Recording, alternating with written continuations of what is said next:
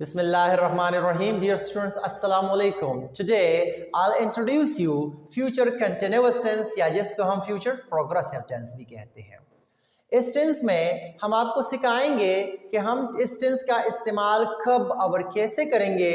Along with that, अगर एक ही सेंटेंस में दो एक्शंस का जिक्र हो तो पहले वाले के लिए तो डेफिनेटली फ्यूचर कंटिन्यूअस टेंस आता है, लेकिन दूसरी वाले के लिए कौन सा टेंस आएगा।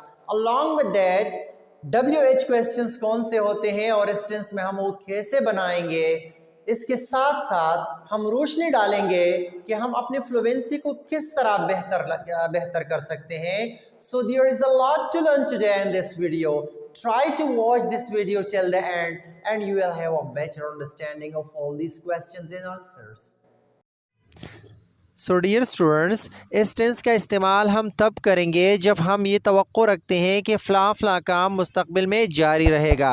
जब हम उन कामों के बारे में ज़िक्र करेंगे तो हम इस टेंस का इस्तेमाल करेंगे।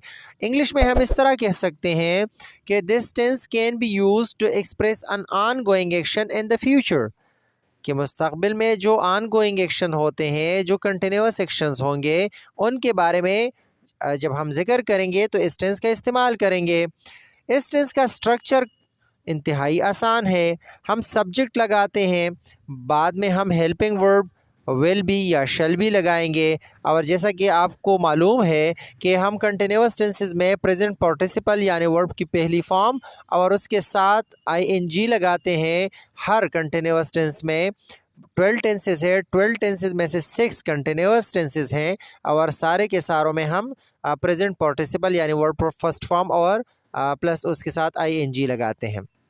तो इसी टेंस में भी यही तरीक़ा है कि हम सब्जेक्ट बाद में विल बी या शैल बी और उसके बाद प्रेजेंट पार्टिसिपल लगाएंगे। अब आगे बढ़ते हैं एग्ज़ाम्पल्स की तरफ। For example, she will be sleeping, she will be sleeping, he will be writing, Ahmad will be playing। अब यहाँ पे अगर आई और वी का ज़िक्र हो, ये मैंने ज़िक्र किया था पिछली वीडियो में फ्यूचर इंडेफिनिट में तफसील के साथ कि आई और वी के साथ हमेशा क्या लगेगा, शल लगेगा। लेकिन ये ब्रिटेन में है। अमेरिकन या मॉडर्न इंग्लिश जिसे हम कहते हैं उसमें सारे के साथ विल लगा सकते हैं आप। इसके लिए आसान सा ये भी आप यूज़ कर सकते हैं रिटन फॉर्म में। स्पोकन में सब के साथ अभी मॉडर्न इंग्लिश में वेल लगाया जाता है, लेकिन अगर आप राइटिंग करते हैं स्टैंडर्डाइज्ड फॉर्म में या जिसको हम फॉर्मल राइटिंग कहते हैं, उसमें ज़्यादातर अब भी ब्रिटन जो है वो आई और वी के साथ शल लगाते हैं। लेकिन अगर आप कन्फ्यूजन को दूर करना चाहते हैं तो आप कंट्रैक्शन का इस्तेमाल कर सकते हैं। फॉर एग्ज़ाम्पल, आइल, विल, देल। इसी तरह आप आई वी यानी सब्जेक्ट के बाद अपास्ट्रॉफी कामा लगा के उसके बाद डबल एल लगाएंगे तो ये कन्फ्यूजन बिल्कुल क्लियर हो जाएगा कि इसका मतलब शल है या विल है। अब आगे बढ़ते हैं कुछ और एग्जाम्पल की तरफ। It will be raining, it will be raining, he will be travelling next month, she will be teaching tomorrow. अब हम नेगेटिव सेंटेंसेस की तरफ बढ़ते हैं और सीखते हैं कि हम नेगेटिव सेंटेंसेस किस तरह बनाएंगे। इस टेंस में जब हम सेंटेंसेस को नेगेटिव बनाते हैं तो हम कौन सा स्ट्रक्चर यूज़ करेंगे। तो यहाँ पे देखें, हम सब्जेक्ट के बाद तो वेल या शल लगाएंगे, उसके बाद नॉट और उसके बाद बी लगाएंगे और उसके बाद प्रेजेंट पार्टिसिपल लगाएंगे। For example, I will not be sleeping, it will not be raining, he will not be traveling next month, she will not be teaching tomorrow। So इसी तरह हम इसकी नेगेटिव सेंटेंसेस बनाएंगे। अब आगे बढ़ते हैं और सीखते हैं कि हम सवालिया फ़िक्रे कैसे बनाएंगे। हम वेल या शल को स्टार्ट में लगाएंगे, उसके बाद सब्जेक्ट पुट करेंगे, उसके बाद बी पुट करेंगे। याद रखें, बी सब्जेक्ट के बाद आएगा। उसके बाद हम प्रेजेंट पार्टिसिपल लगाएंगे और उसके बाद द मोस्ट इम्पॉर्टेंट पॉइंट है कि हमेशा इंट्रोगेटिव सेंटेंसेस में हम लास्ट में क्या लगाते हैं, क्वेश्चन मार्क लगाते हैं। तो क्वेश्चन मार्क यहाँ पर भी लगेगा। For example, will he be travelling next month, Will she be teaching tomorrow? Shall I be sleeping? Will it be raining? So these are some of the examples of interrogative sentences. अब यहाँ पे एक comment box में एक question पूछा गया था कि एंट्रॉन नेगेटिव सेंटेंसेस कौन से होते हैं। तो याद रखें, एंट्रॉन नेगेटिव सेंटेंसेस वो सेंटेंसेस होते हैं जिसमें क्वेश्चन भी हो और निगेशन भी हो। फॉर एग्ज़ाम्पल कि वो सेंटेंस जिसमें क्वेश्चन भी पूछा गया हो और उसमें निगेशन भी हो, नेगेटिव भी हो। फॉर एग्ज़ाम्पल इस वजह से इसको एंट्रा और नेगेटिव भी कहते हैं। For example, will he not be traveling next month? तो सिंपल सा फार्मूला है कि हम will या shall को स्टार्ट में फिर लगाएंगे, उसके बाद सब्जेक्ट पुट करेंगे, उसके बाद not और उसके बाद be, उसके बाद प्रेजेंट पार्टिसिपल और उसके बाद क्वेश्चन मार्क लगाएंगे, जैसा कि हमने एक एग्जांपल आपके सामने रखा। इसी तरह एक दूसरा एग्जांपल लेते हैं, will she not be teaching tomorrow? Will she not be teaching tomorrow? Will it not be raining? Shall I not be sleeping?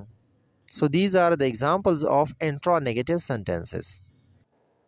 अब हम आगे बढ़ते हैं और ये सीखते हैं कि एक सेंटेंस में दो एक्टिविटीज आए हैं।